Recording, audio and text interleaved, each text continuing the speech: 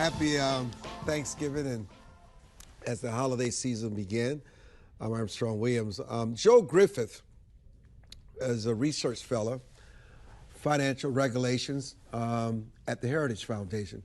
Joe, welcome back to the broadcast. Thank you for having me today, Armstrong. Thank you so much for joining us. You know, we're actually, during this holiday season, looking for some kind of hope, some kind of silver lining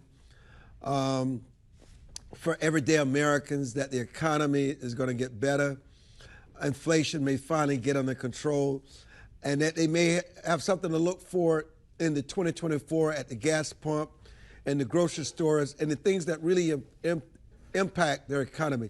Is there anything that you can look towards that you may share with them that could give them some kind of hope that things are going to get better? Well, I can give you the glimmer of good news, and that's that oil prices have actually dropped by about 20% over the past month and a half. Now, the bad news on that, it's that oil prices are dropping not because we're producing more, but because demand is down. And that's because economic growth really is sluggish right now. And so I wish I could give you more good news, but that's the best of it, Armstrong. Families are still going to be struggling with the accumulated impacts of the high inflation that we experienced over the past 3 years. And once again, even though the good news is that the inflation rate has come down, that does nothing to diminish the gap between the price hikes and the very stagnant wages that we've experienced since early 2021. What about the job? We hear all these numbers about the job market. There's a plethora of jobs, that jobs are being created. Just because jobs are being created doesn't necessarily mean that people have the skills to take advantage of those jobs. Is there any good news or anything that can give you hope as it relates to these what tends to be continuing upticks in the job market? Well, once again, there's good news and bad news. The good news is that we are seeing jobs created. But the bad news is that over the last 6 months, we've actually seen a decline in the number of full-time jobs. And what that suggests is that the entirety of the increase in jobs right now over the past half a year has been because more people are working multiple jobs. And they're working multiple jobs because we've seen real wages decline by about $5,000 annually over the past few years. So a lot of folks are finding it necessary, despite their family obligations and social obligations, they're finding it necessary to pick up part-time work just to make ends meet. Let's talk about just how the economy of the average American family has changed over the last 2 years. Oh, it has been dramatic. We have seen, in addition to that pay cut, we've seen savings rates dip to near all-time lows. The savings rate right now is around 3% for American families. And at the same time, we've seen credit card debt explode. We just hit a new all-time record, $1.1 trillion in credit card debt. And what that means is that the typical family has added $3,000 in credit card debt over the past 2.5 years. And if you combine that increase in credit card balances with the dramatic increase in the interest rates on credit card accounts, you see typical families spending another $1,000 a year on interest payments on their credit card debt. It's been an absolute disaster for families. And at the same time, we've seen housing prices increase as far as the mortgage costs.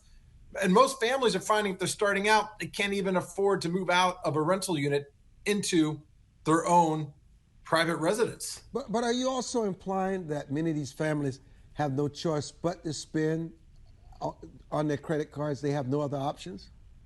Yeah, absolutely. There's a lot of times in the past, people would put on debt onto their credit cards for frivolous living. That is not what we're seeing right now. We're seeing people add to their credit card balances just to pay their rental payments, just to make their auto payments, and just to buy groceries.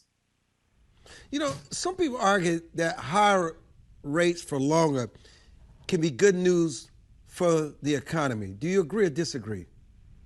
Well, interest rates, like any other, are like any other product. It's a price on the cost of capital. And when you see interest rates rising, that means it's tougher to live. It's tougher to grow your business. But when we think about these interest rates, we need to realize that we as private consumers or business owners, we're competing with our own government for the very limited amount of capital that's available for those loans. And right now, you see our government spending upwards of $1 trillion a year in borrowed money. And I want to break that down per family again. The deficit this year is requiring our federal government to borrow more than $10,000 per family of four. Every $10,000 that government is spending, they're competing with us for a limited amount of resources. And that means the government bids up interest rates on that capital, and we have to compete with our own federal government. So let me raise this issue with you. I know we often harp on the success and those that achieve achievement in our society, but you also see young people and adults create wealth and opportunity at an unprecedented manner. How are they able to take advantage of what should be a sluggish economy where you find many people suffering, but you still find people who thrive, creating new businesses, creating new opportunities? What sets them apart? What sets them apart is the willingness to actually sacrifice to achieve those long-term dreams. And of course, we've got some strong economic headwinds, and it's more difficult. But you see a lot of these entrepreneurs, they're working multiple jobs. Some of them are building their own businesses while working as an employee, and they're doing that in the hopes that those efforts will pay off. And, one thing of encouragement on this is that conservatives, free market supporters in Congress did block a proposal that would have made it far more difficult for people to actually work those gig jobs that make it possible to start your own businesses. We saw efforts to classify everything from Uber and Lyft drivers to independent contractors as employees, and that would have made it much more difficult for people to actually get their own private businesses off the ground. But how do we encourage more people to take the risk and be less risk averse? How do we explain to people that there are opportunities to be had, just waiting with someone who's willing to make the sacrifice, willing to risk it all, to have it all? Because that's really the American way. Because, while we may sit and talk about families that are struggling, and that is an overwhelming number of Americans, but there's still Americans that find opportunity in this, not only in this sluggish economy, but all economies of the past.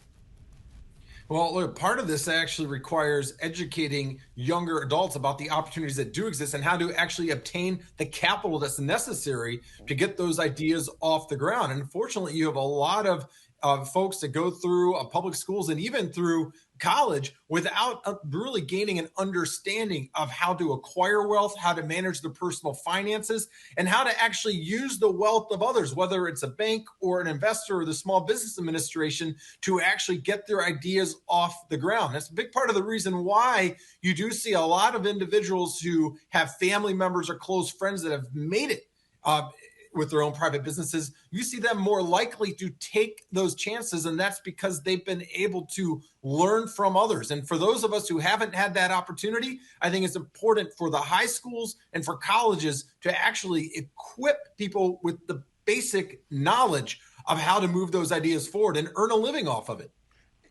That brings us to a critical point, is what happens when the classroom fails these kids when they don't require real skills, real self-esteem, real self-worth. They're passed along. They don't earn the grade.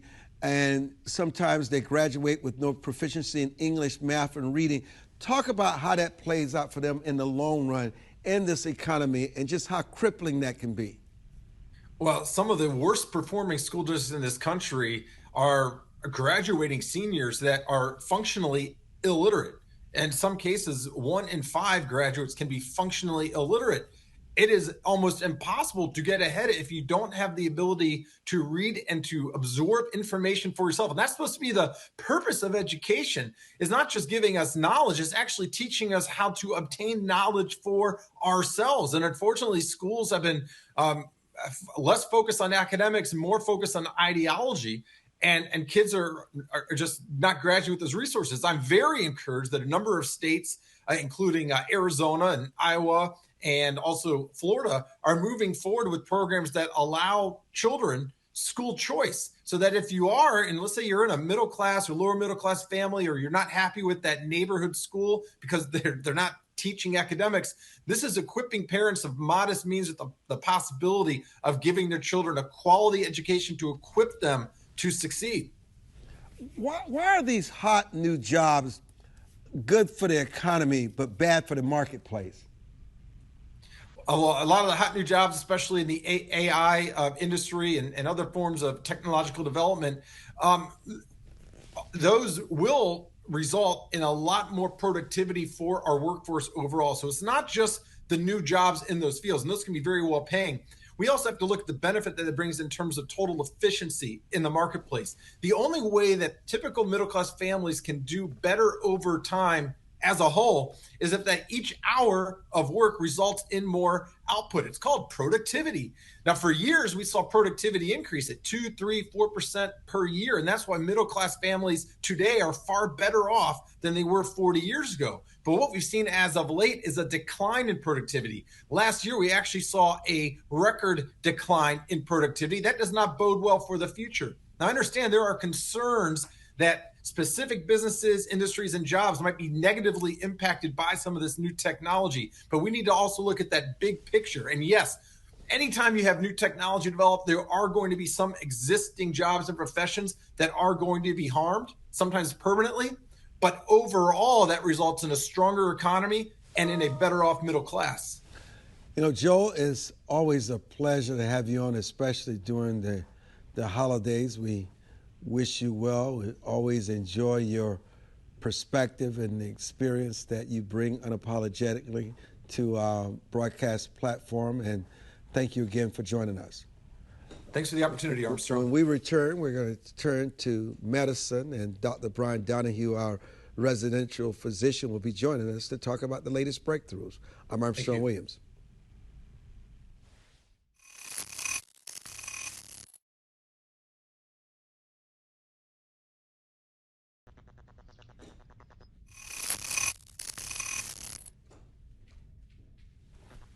Dr. Donohue, welcome back to the broadcast.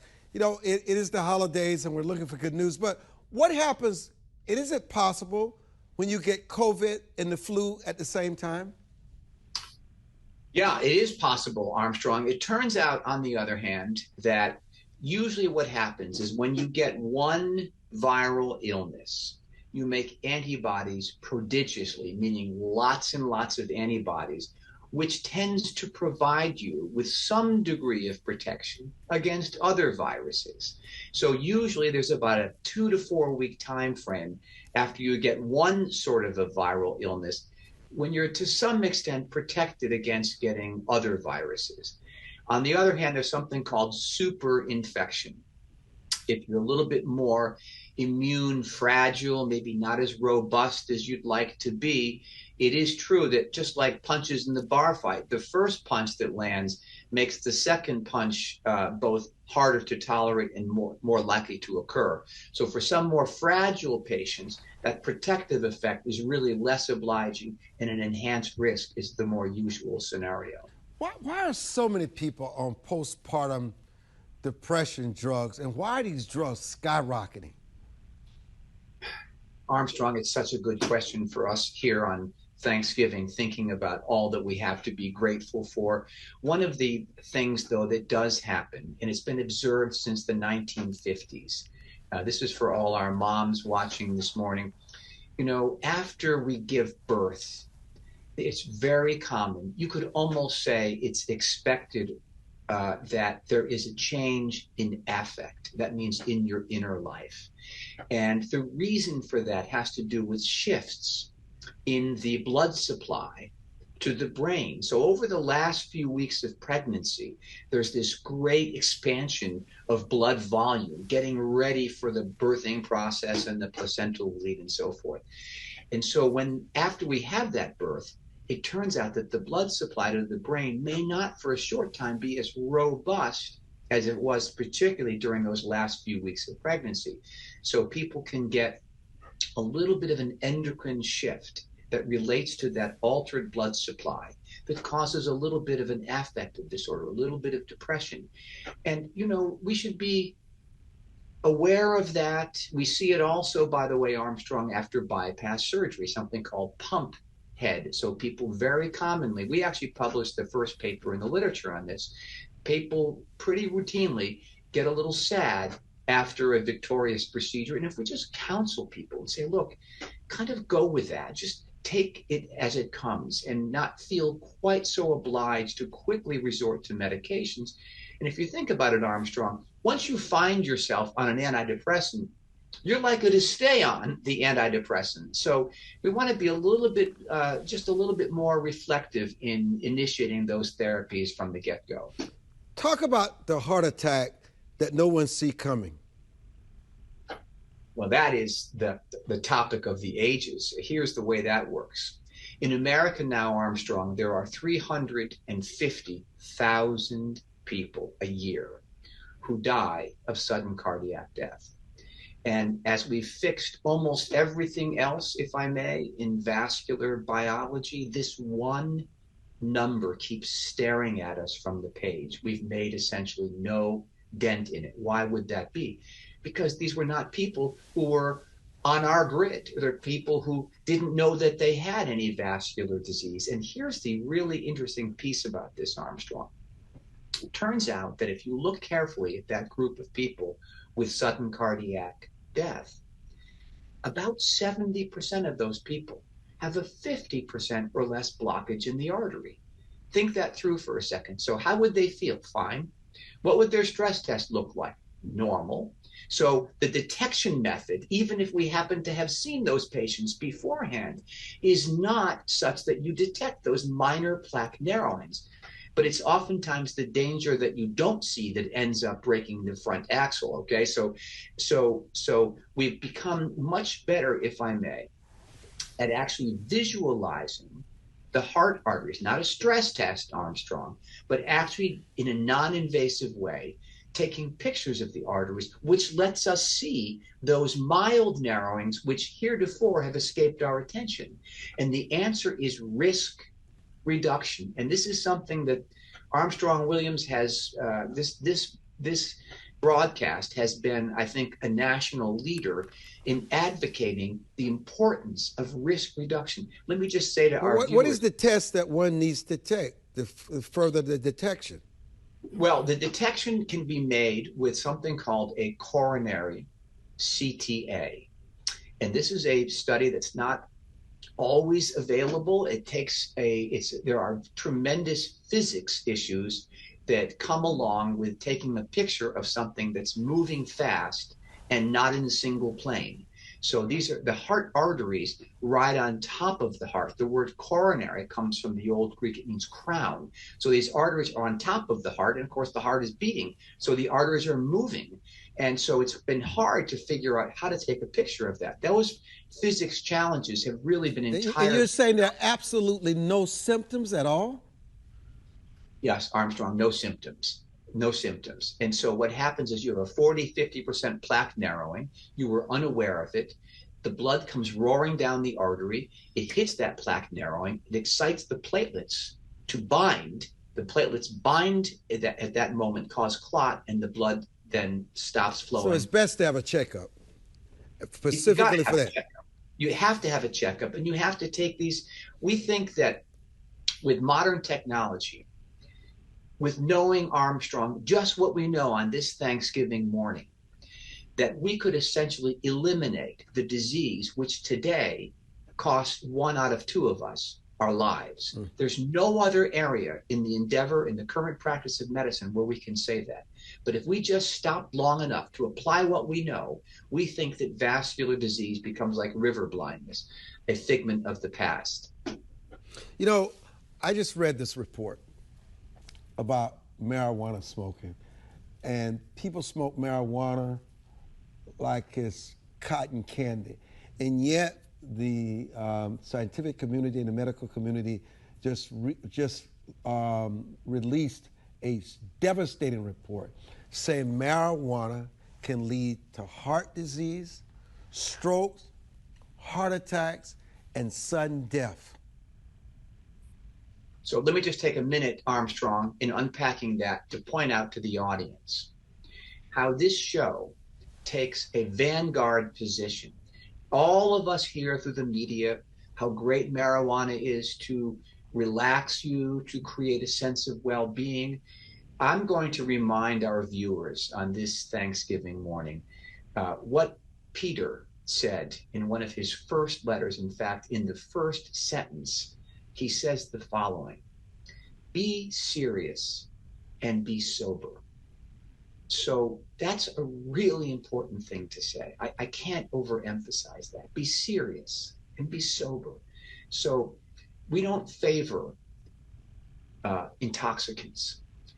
I will tell you personally, I hate marijuana. And it's all another figment of we need to be responsible for ourselves.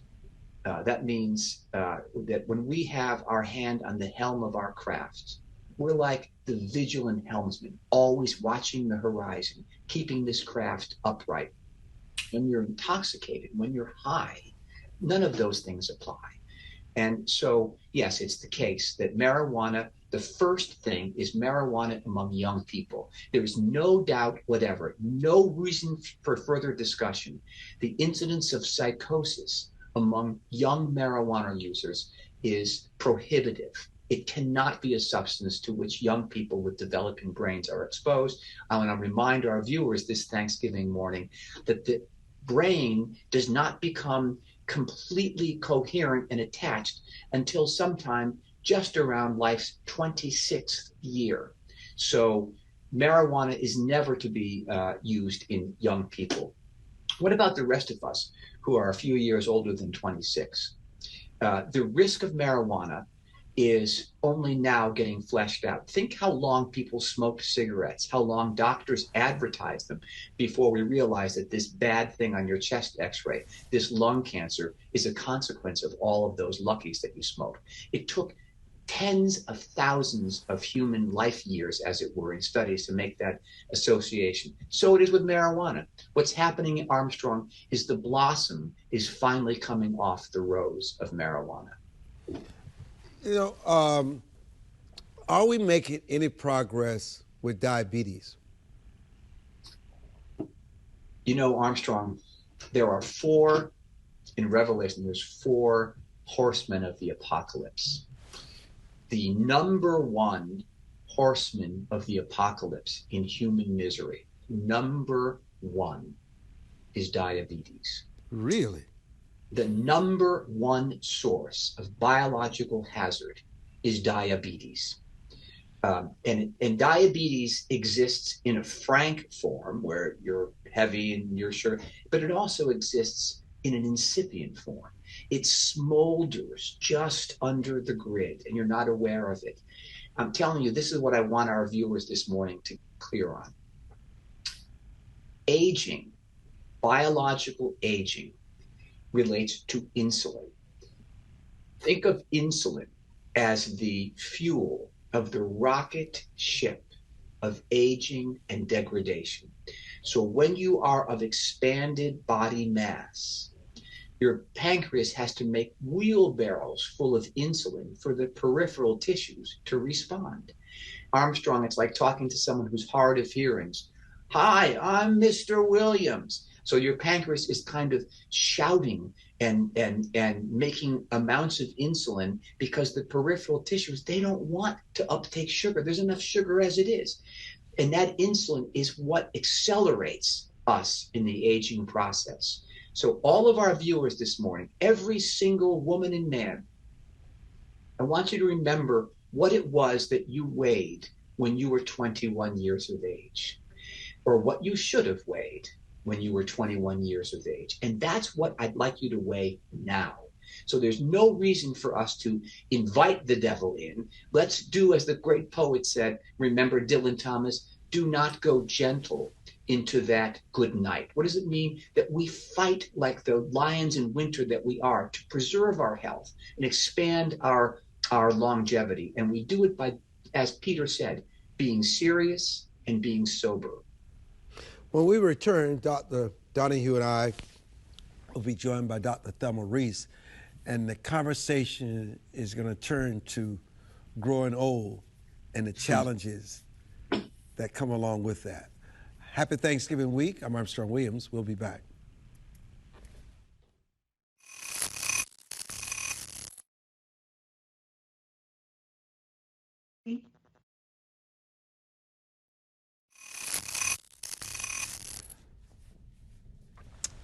Dr. Thelma Reese is the author of The New Senior Woman, and she joins Dr. Donohue and I. Dr. Reese, what is the hardest part about aging now that you're 90 years old?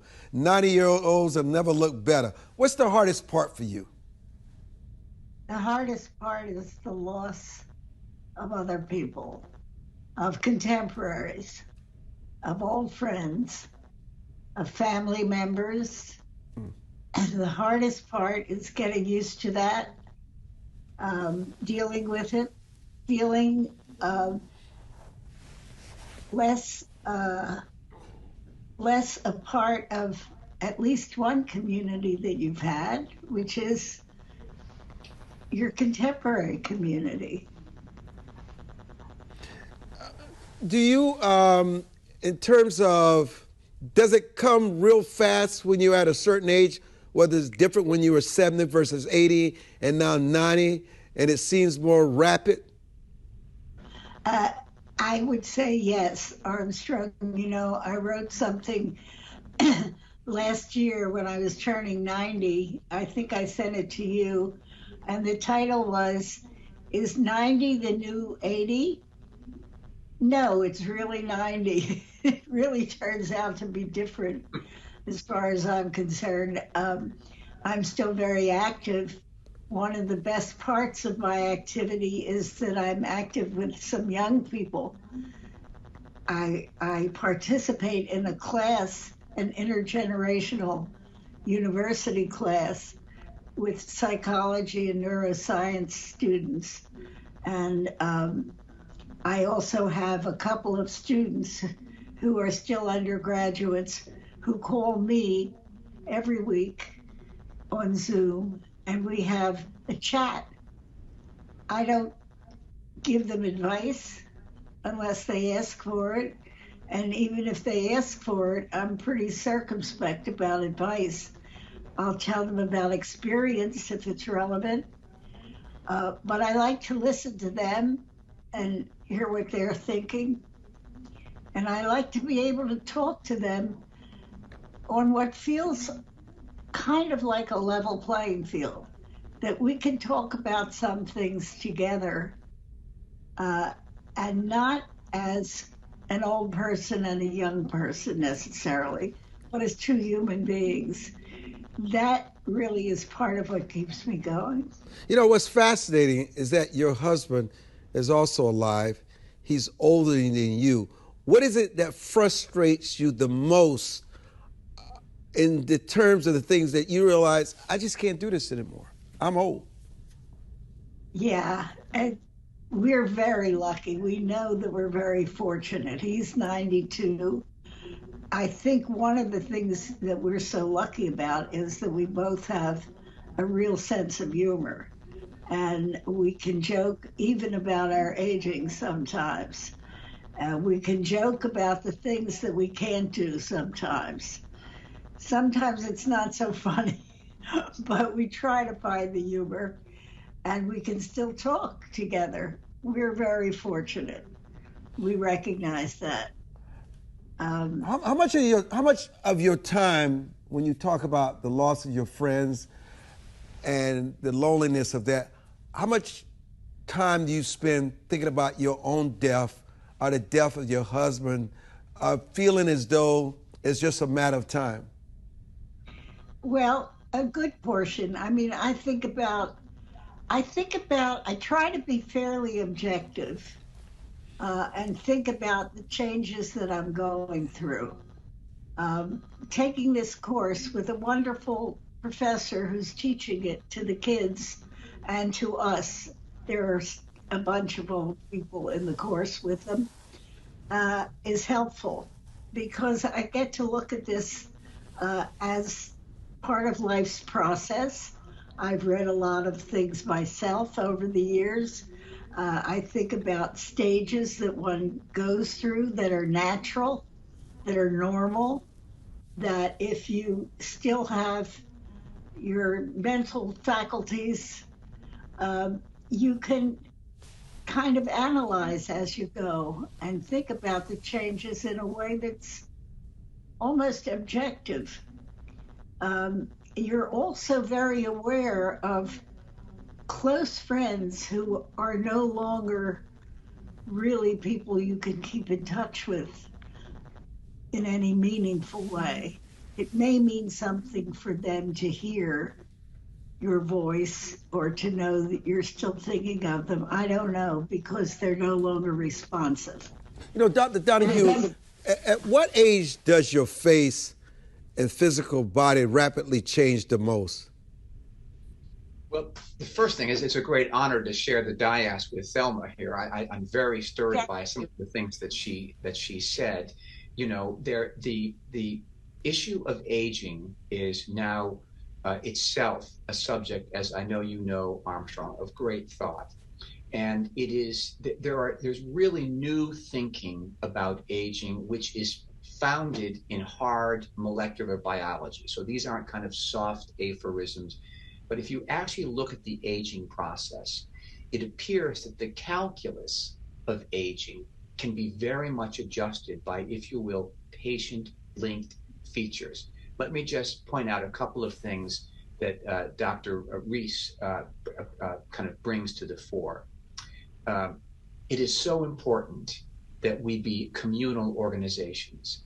Notice that that Dr. Reese connects with people outside the immediate purview of her home. So she's talking about classes. She's talking about connections with friends. It turns out there's 2 large papers from 2014 that pointed out how the central nervous system needs to be continuously stimulated. That means new things. If you're sitting in front of the television watching reruns of Gunsmoke, you're a petri dish for cognitive decay. If you just open the front door and walk out into the sidewalk, you hear the neighbor's dog barking. You notice there's a new car as your neighbor Mrs. Franklin got a new car. All that information perks up the central nervous system. You notice also that Thelma is with her husband. I can't emphasize that enough. There's no doubt in anyone's mind that we do so much better if we can preserve our relationships, honor them, incubate them, and have them extend over the span of our lives, as Thelma has been able to do. And the last thought I have on this is as follows. I would like that we, Armstrong, people like you and me, make amendments in our own domain of conduct so as to populate the world in our 90s. Thelma is a treasure. She has seen, her generation has seen the world change as much as any other. So she says that she doesn't like to give the young people with whom she speaks advice, but her presence itself is a kind of homily. People look at her, I suspect, the young people look at her and think there's so much there to learn, how to conduct yourself, how to speak, what choices to make. There was a book in the background behind Thelma's left shoulder. She's reading. So we don't give up. We don't it is really important that we continue that process of honoring the body. Let me give Dr. Reese a chance to respond. What is it that keeps you and Harvey alive? I know interviews like this is a joy for you, and we love having you in our living rooms. You're just wonderful personality and spirit. It's an honor, too, for me to be here with you, Doctor, because I listened earlier, and I think everything you've said is so important, except one thing. Don't sit and watch Gunsmoke. Perry Mason, yes. Gunsmoke, no. So anyway, it's not just my feeling about guns, but I love Perry Mason. I've just gone through the whole 9 seasons. So it's the whole 9 years, not just seasons. How difficult, what changed drastically for you when you turn 90 compared to 89, 88, 76? What just changed? Yeah, Armstrong, I now know I call it SO, seriously old. There's a difference. You know, Armstrong, I've been involved in aging well for years. I wrote some of the books. Bobby and I wrote our first book about the new senior woman when not many people were writing those books. Right. And it's not that long ago. It just has been moving so fast. This cohort has been growing so fast thanks to all the medical advancements and all the technology. So there are more of us, and there's a whole industry about aging well, which is fascinating. So I wrote those books, and now they seem kind of passe almost, because now I'm at a new stage, and it's being old. It's not just growing old, it's being old. And that is different. And you are regarded in a different way. The one correction that I made of the wonderful Haitian American girl I speak to every week, who is pre med, and I hope she will be a doctor because she'll be an extraordinary one. But the other day she said to me, "Oh, Thelma, I love babies. I love babies and old people because they're all so cute." And I said, "Kat, don't you dare call me cute in the way a baby is cute." Well, listen. She said, how about stunning? Well, listen. It's a joy having you on, Dr. Reese. You know, you're one of my favorites on the planet. I've known you for what, 40 years, 30 years? It's been a very long time. I've known you since I was 2 years old. And Dr. Donohue, it's always a pleasure. When we come back, Carl Borden and Pastor Darrell Gant will join us to tell their stories during this holiday special. We'll be back. Happy Thanksgiving. Happy the same to you.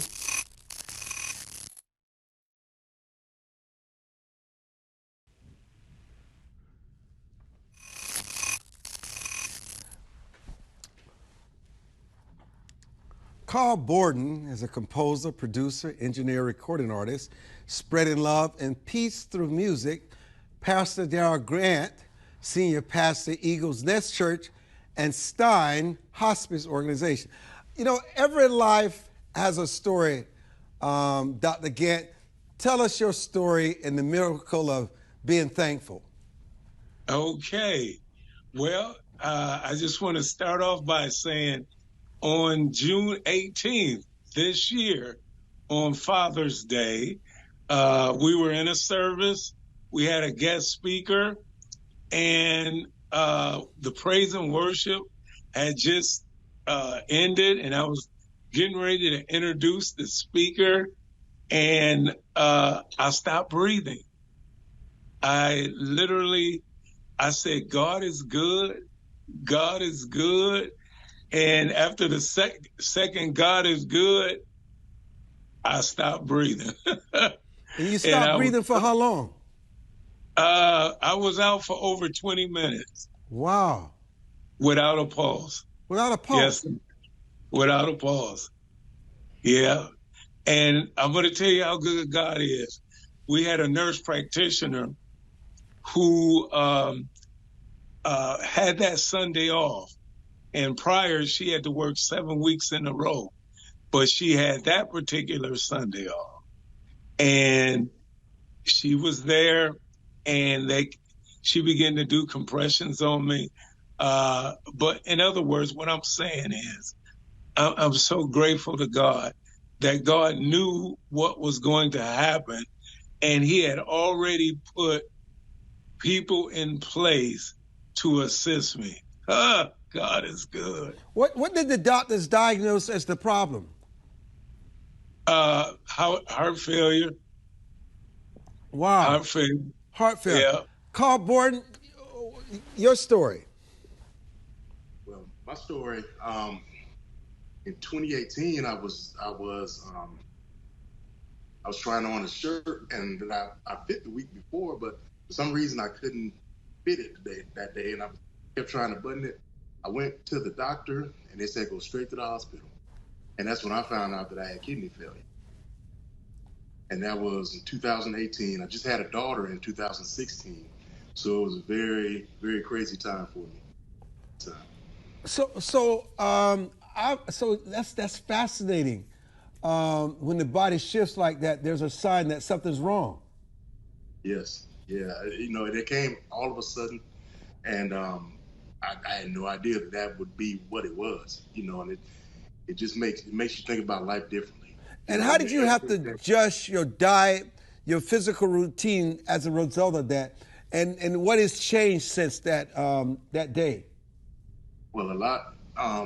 The one thing I was doing, I was drinking a lot of water and things like that, and that's one thing I had to change because when you're on dialysis and you're dealing with kidney failure, you have a lot of fluid restrictions because you can't get rid of all the fluid. So you have to be very strict on how much you drink, your salt intake, and different things like that.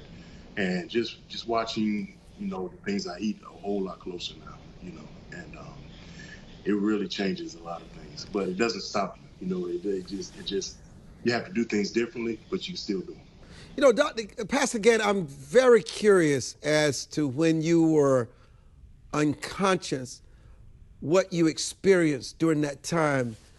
There was nothing but darkness. Yeah. Actually, in Thessalonians, where Paul talks about saints that have died in Christ, where he says, I would not have you ignorant, brethren, but them that has gone before, they are asleep. And that's exactly what it was like.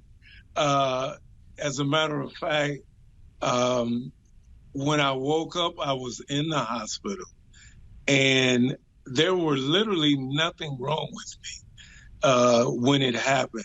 I felt fine. I didn't have a cold. I didn't have any problem whatsoever, and it had happened. But absolutely, it was as if I was asleep. And when I woke up, I asked my daughter, I said, well, what am I doing in the hospital? And I said, was I here a couple of days? She said, Dad, you've been in ICU for over 2 weeks. 2 weeks? Yeah. 2 weeks? Yeah. The doctors are amazed because they said you should be brain dead. You're a pastor, you're a man of faith, you believe in miracles, but for even you to have been in ICU for 2 weeks, how did your perspective and your further appreciation from not only from having talked about miracles as a pastor, but being a one to have received and been a part of a miracle? Listen, Dr. Aaron, I tell you what, as I laid in the bed, I said, God, why did you bring me back? And he said, because I love you. And I said, Lord, okay. And for whatever reason, I asked him, I said, well, what do you want me to tell the people? He said, tell them what I told you. Tell them that I love them. And I said, oh my God. And so it made me realize that God has our life in his hands. In the book of James where it talks about, say not 3 months from now, we gonna do this, we gonna do that. Such boasting is wrong, but what we should say is, if the Lord will, we will do this and we will do that. That is literally, I live that way now. How long were you in the hospital before you were released? I was there for a month. A month? Yes, sir.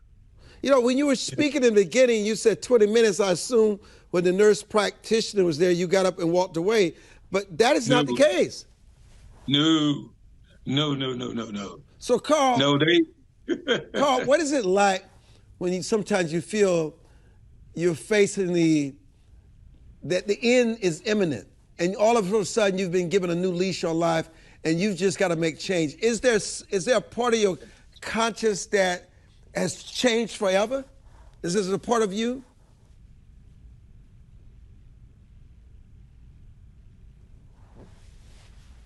I'm not hearing him. No. Get him. I had an album released in 2017 called Breathe Before I Got Sick. And in 2018, when I got sick, I didn't know if I was going to be able to do music as I was before.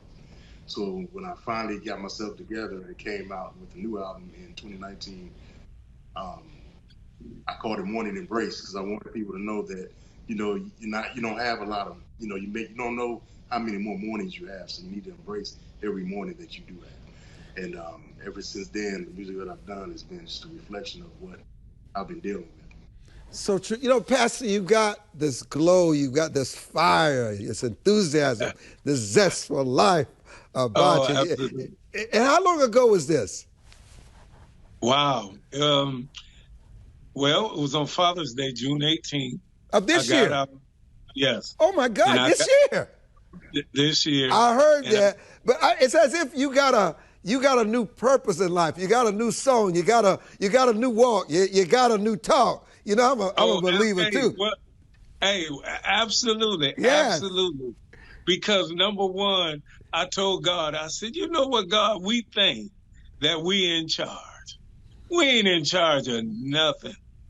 God holds our very life in his hands, and every day is a gift. And so I don't worry about anything at all whatsoever, because God loves me. I don't worry about anything because God loves you. And I'm telling you, it's a lot of people need a lot of love in this world with what's going on. And that's what I appreciate about what you do, for telling the truth about what's going on politically and so forth. And something Carl said, that he said he did a song, and that reminds me, I did a song also. October 1999, I did a single called Never Give Up, Don't Stop, Don't Quit. Well, I didn't realize that when I was in rehab, I was playing that song, and they got a wind of it. So every morning they would come get me in rehab.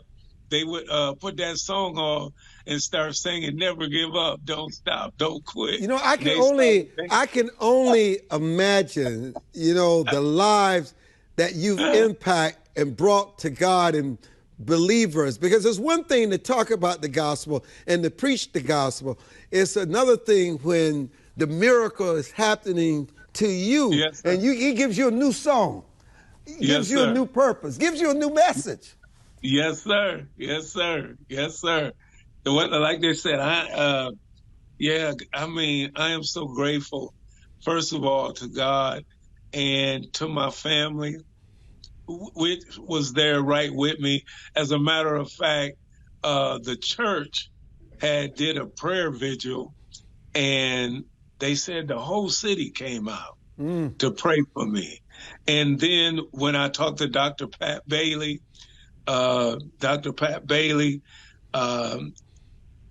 she shared with me that Mother Tutu over in South Africa, they did a 24-hour vigil for me. People were praying for me all over the country, and I told God, I didn't know that many people cared like that. And so what it showed me, that there's power in prayer. It's not just that. It's not just that. None of us, and Carl, you can attest to this, know what we're coming to in life, whether it's a heart attack, a stroke, a diagnosis with cancer, a car, or whatever. We never know what we're coming to. But we hope that God shows us the same grace and mercy that he showed both of us, that he gives us a chance to live again, because even though all of us are dying trying to get to heaven, some people are going to say, not just yet, Lord. I want to look. Give me a few more days. Give me a few more hours. We get that, brothers. I appreciate your story at Thanksgiving. You have made my day, because there is such a thing as miracles that happen every day. Thank you for joining us. Thank you, WGLA 24/7, Dr. Donohue, Dr. Reese, and all the great people here. I'm Armstrong Williams. Happy holidays. Thank you for having us on. Of course, of course.